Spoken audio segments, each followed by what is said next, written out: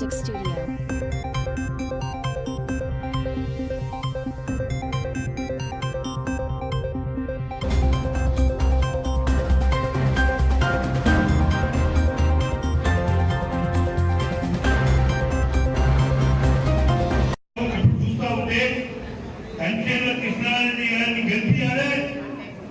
ఈ ఎన్నికల్లో మన బదలా తీర్చుకోవాలి అనే ఆలోచన మీ అందరి ముఖంలో కనపడతారు.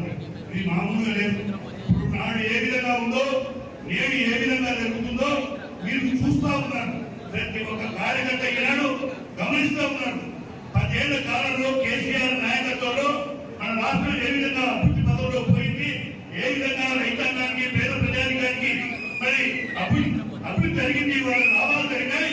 ఈనాడు ఈ ప్రభుత్వంలో ఏ విధంగా దోచుకుంటా ఉన్నారు. 125 రోజులకే వాళ్ళు దోపిడీ మొదలు పెట్టారనే విషయాన్ని ఇక్కడ ముఖ్యంగా గమనించాలి.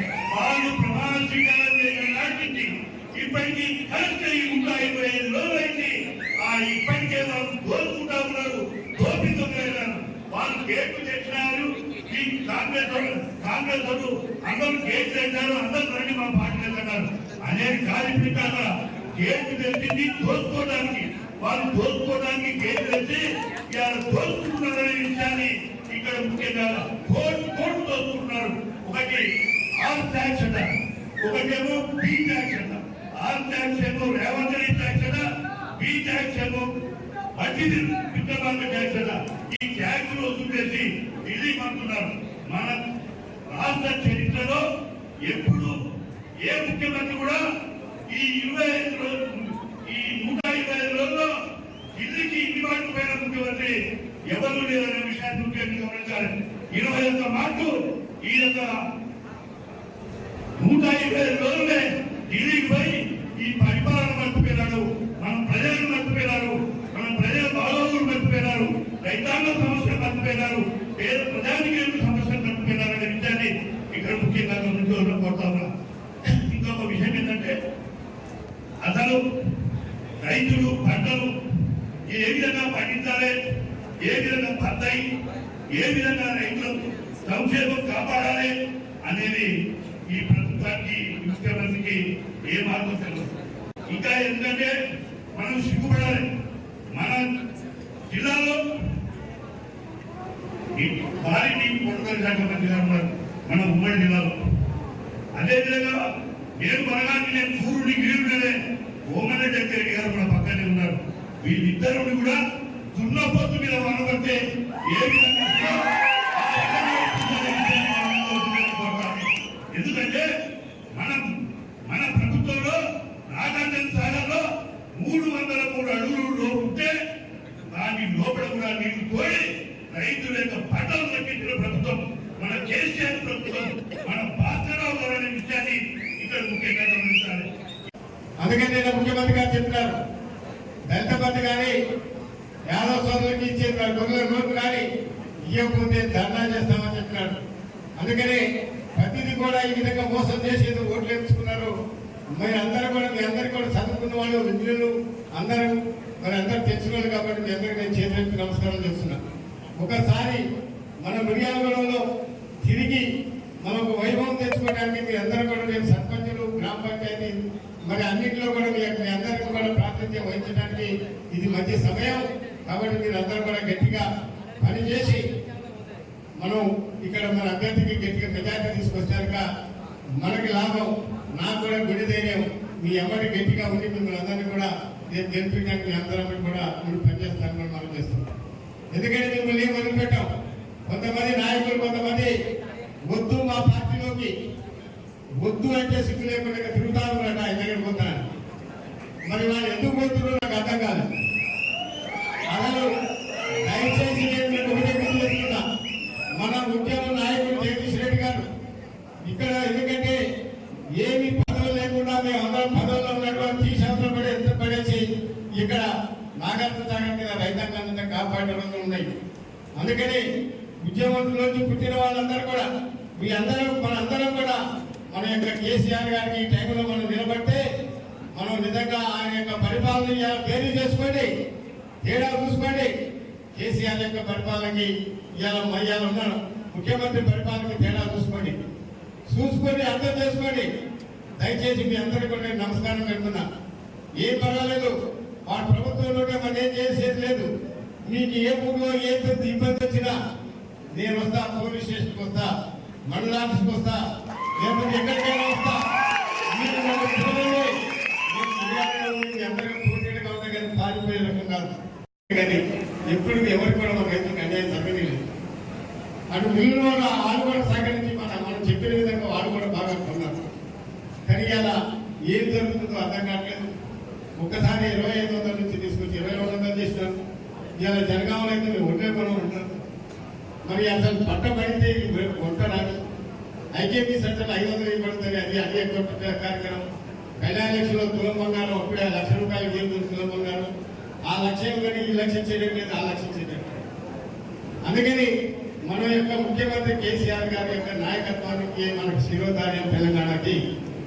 కేసీఆర్ గారు ఉంటేనే ఈ తెలంగాణ 10 కాలాల పాటు బతుకుతుంది. కానీ ఈ రాక్షస బుద్ధంగా ఉంటే మనం నిజంగా కూడా అగమ్య కొంచెంలో తెలంగాణ మన 10 సంవత్సరాలు ఇప్పుడు ఆంధ్ర రాష్ట్రంలో ఏ విధంగా అయితే నడుస్తుందో అదే పరిస్థితి మనకు దాపునిస్తుంది.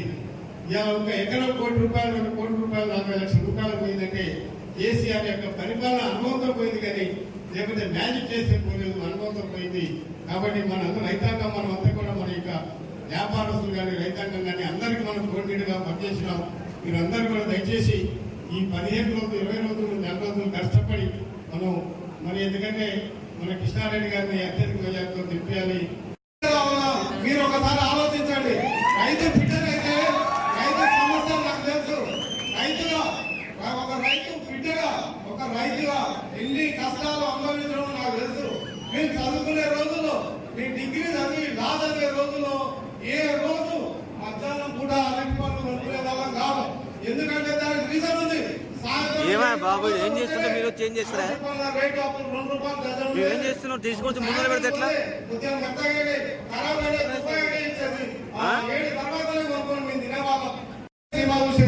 ఎందుకంటే నేను రైతు బిడ్డ కనుక ఆ కష్టం నాకు తెలుసు. నాకు డబ్బులు రాకపోయేది. అదే నేను నా స్నేహితులు ఈ హోటల్ పోతే ఏదో ఒక రోజు వాళ్ళకు కూడా నేను పెట్టుబడి పెట్టాలి కనుక నేను హోటల్ పోకపోయేది. అన్ని రైతు బిడ్డగా రైతుగా నాకు రైతు సమస్యలు ప్రతి ఒక్కరు తెలుసు. ముఖ్యంగా జగదీష్ అన్న గారు ఈ నల్గొండ జిల్లాకు ఒక్కడిగా మంత్రి. ఈ నల్గొండ జిల్లాలో 11,60,60,000 ఎకరాలకు నీరు అందించి దాదాపు 60 లక్షల టన్నుల పంట పండించి ఈ జిల్లాకే తెలంగాణలో ఈ జిల్లానే మొదటి స్థానంలో నిలిచిన జగదీష్ అన్న గారు ఎక్కడ? ఇద్దరు మంత్రులు, ఒక ఆయన నీటిపారుదల మంత్రి, ఒక ఆయన ఏ మంత్రి ఐడియా లేదు. ఆ ఇద్దరు మంత్రులు రైతు మంత్రి అంటే చెప్పుతో కొడుతున్న ఒక మంత్రి. వీళ్ళిద్దరు కలిసి చేసింది ఏంటంటే 4 లక్షల ఎకరాల పంటను నాశనం చేసి ఎండబెట్టారు. ఇప్పటికి సాగర్ లో 80 టీఎంసీల నీళ్లు ఉన్నాయి. అయినా వీళ్ళు నీళ్లు ఇవ్వకుండా కేసీఆర్ గారు వచ్చిపోయినాక నీళ్లు ఇవ్వడం జరిగింది. అదే విధంగా రైతు బంధు విషయం ఒక ముచ్చట మీకు చెప్పాలి. రైతు బంధులో ముఖ్యంగా కేసీఆర్ పెట్టింది. రైతు బంధు ఏమని చెప్తారంటే ఇప్పటి గవర్నమెంట్ రైతు బంధులో అన్ని అవినీతి ఉన్నాయి. గుట్టలకు ఇస్తున్నారు, చెట్లకు ఇస్తున్నారు, చేపలకు ఇస్తున్నారు. మహిళలకు 2,500 రూపాయలు ఇచ్చేదాకా పోరాటం చేస్తా. అదే విధంగా ఆడపిల్లలకు స్కూటీలు ఇచ్చేదాకా పోరాటం చేస్తా. అదే విధంగా ఇంకా నాకు పార్లమెంటు సభ్యుని అయితే నాకు ఒక అవకాశం ఇస్తే పార్లమెంటు నన్ను పంపిస్తే రైతుల కోసం ఈ భారతదేశంలో జాతీయ ఉపాధి హామీ పథకాన్ని రైతులకు అనుసంధానం చేసే విధంగా నేను పోరాటం చేశాను. అదే విధంగా నన్ను పార్లమెంట్ మీరు ఆశీర్వదించి పంపిస్తే రైతుల కొరకు స్వామినాథన్ కమిషన్ ఏదైతే ప్రకటించిందో ఆ రేటు ప్రకారం 4,035 నుంచి 4,000 రూపాయలు ఉండే విధంగా గిట్టుబాటు ధర దక్కే విధంగా రైతుల కొరకు పోరాటం చేస్తా. పార్లమెంట్ లో పోరాటం చేస్తా.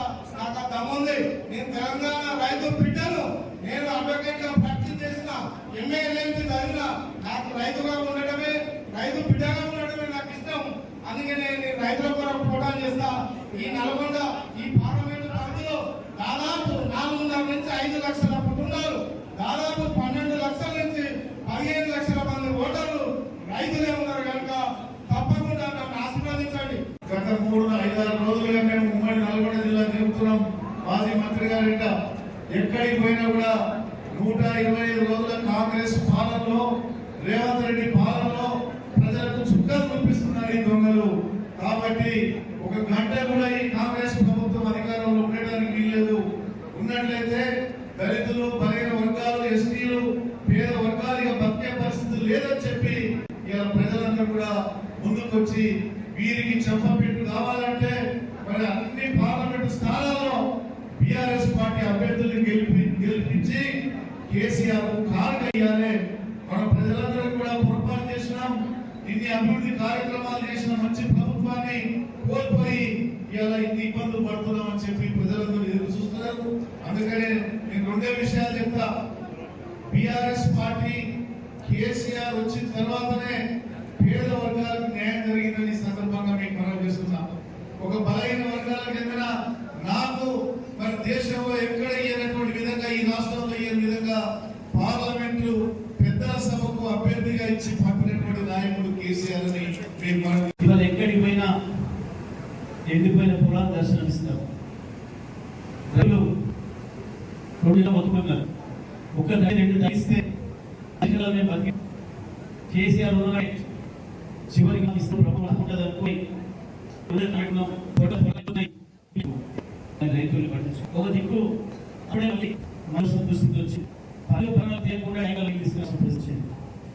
ఇంకో కరెంటు లో వోల్టేజ్ కొన్ని కాలిపోయి రైతులు ఒప్పుకున్నారు. పత్రికలలో ఎక్కడ ఈ విషయాలు కనపడతాయి. సోషల్ మీడియా తప్ప కానీ ఎలక్ట్రానిక్ మీడియా కానీ ఈ విషయాలు రావాలి. ఏమొస్తుంది? కేసు ప్రతిరోజు పొగమే పిల్లల చేసే సీరియల్ మూడో ఒక నెల ఆఫీసులో ఒక కేసు రాస్తాడు. దాన్ని ఫేక్ మాటలు, లీక్ వార్తలు, టీవీలో మెంబర్స్ చూస్తున్నారు ప్రజలు. దాన్ని అప్పుడప్పుడు అది కూడా టీవీలో దీన్ని ప్రజల సభ్యులు బయటికి రానియొద్దు. వస్తే ప్రభుత్వం వ్యతిరేకం అసలు రూపం బయటపడదు. ప్రజలు ఇచ్చిన హామీలు పార్టీ కాంగ్రెస్ పార్టీ ప్రజలకు ఇచ్చిన హామీలు చర్చకు వస్తాయి, రానియొద్దు. ప్రజల్ని పట్టించాలి, ప్రజల చూపును పక్కకు మరల్చాలి. జేబు దొంగలాగా మళ్ళొక్కసారి పార్లమెంట్లో కూడా ఓట్ల దొంగతనం చేయాలి. ఇది మన ప్రధాన పార్టీల పని. ఇక్కడ కాంగ్రెస్ పార్టీ రాష్ట్ర ప్రభుత్వమైన, అక్కడ బీజేపీ కేంద్ర ప్రభుత్వమైన ఈ రెండు కూడా చేస్తున్న నాటకం ఈ రాష్ట్రంలో ప్రజల్ని వంచే ప్రయత్నం, ప్రజల్ని మోసం చేసే ప్రయత్నం మళ్ళొకసారి మొదలుపెట్టారు. నిజమే ఇలా చూస్తే ఎక్కడ చూసినా సరే రైతుల్ని మోసం చేసే ప్రయత్నం, రైతుల్ని దగా చేసే ప్రయత్నం. రుణమాఫీ చేయమంటే కేసీఆర్ కామెంటారా? రైతుల బోనస్ మీరు ఇస్తానన్న మాట బోనస్ ఇయ్యండి అని అడిగితే కేసీఆర్ పేరు పెట్టేసుకుంటావా? ఇది ఒక ముఖ్యమంత్రి, ఒక మంత్రి మాట్లాడే మాటలు. నిజంగా ఏం చేసేది? ఎవడు గడ్డ, ఎవడు చెట్టగానాడు? ఇవాళ 515 మంది నాగార్జున సాగర్ లెవెల్ 508 నాడు కూడా ఇదే పరిస్థితి వస్తే నాకు భాస్కర్ గారు ఉన్న మిత్రులు చెప్తే నేను పెద్దసారి దగ్గర పోయి అన్న నీళ్లు ఒక్క తడైతే రైతులు బతికిపోయేటట్టున్నారు 3-4 లక్షల ఎకరాలు. కానీ నేను అధికారులతో మాట్లాడితే ఏదో నిబంధనలు ఉన్నాయి, పైన పర్మిషన్ కావాలి, కేఆర్ఎంపీ పర్మిషన్ అంటున్నారు. రైతులకి ఇబ్బంది ఉంది, బాధ ఉంది, ఏం చేయమంటారు అడిగింది. ఏంది నీ ఆలోచన అన్నట్టు. ఎట్లా పాలేరు నీళ్ళు ఇవ్వాలి, ఖమ్మం మంచినీళ్ళు, ఆ పేరు మీద నీళ్లు తీసి కింద రైతులకు తీసుకునే ఉపయోగం ఉంది. మనం ఎవరిని చెప్పక ఎవరితో మాట్లాడము. నేను పాలేరు నీళ్ళు ఏమని చెప్తా, నువ్వు ఏ ఉపాయం చేస్తావో ఇచ్చి రైతులు బతికిపోమని చెప్పింది. రైతుల మీద ప్రేమ కూడా గాపం చేస్తాడు. చక్కగా వచ్చిన పిలిచిన, అందరిని పిలిచిన, రైతులు మనలో పిలిచిన, కోటెడి గారిని, భాస్కర్ గారిని, భగవంతుని అందరూ పిలిచిన, మల్లయ్య పిలిచిన, సప్పుడాట రైతులు చెప్పుకుంది. ఎవరే మాట్లాడేది లేదు. నీళ్ళు పోతుంటే ఎక్కడికక్కడ గేట్ ఎత్తిపాతవుతుంది. ఏ గ్యారం లేదు, గ్యారం లేదు, ఎవరితో లెక్కలేదు, ఎవరు పిలిచేది ఏం లేదు. నీళ్ళు రైతులు బతుకుడు ముఖ్యం మనకి చెప్పిన